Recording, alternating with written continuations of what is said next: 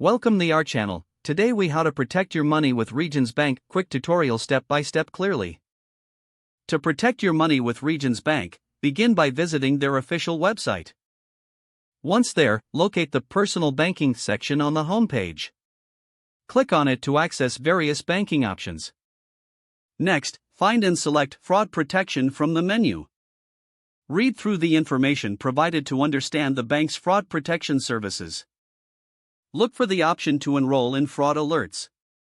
Follow the prompts to set up notifications for any suspicious activity on your accounts. Once enrolled, consider enabling two-factor authentication for added security.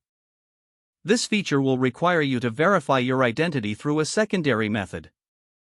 Next, navigate to Account Settings within your online banking profile. Review your transaction history regularly to spot any unauthorized charges quickly. If you see anything unusual, report it immediately to Regions Bank's customer service.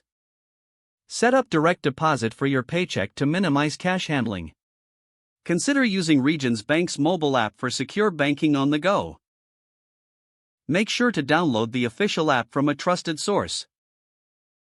Enable account alerts in the app to stay informed about your account activity. Lastly, familiarize yourself with Regions Bank's security tips by visiting their resources page. Following these steps will help safeguard your money and provide peace of mind. If the page does not load, refresh the browser or try again in a private or incognito window.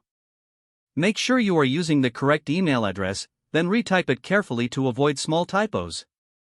If your password is not accepted, use the reset option and create a new strong password you can remember. Check your spam folder for verification or security emails, then complete any Enable two-factor authentication if available to improve account security and reduce unauthorized access risk.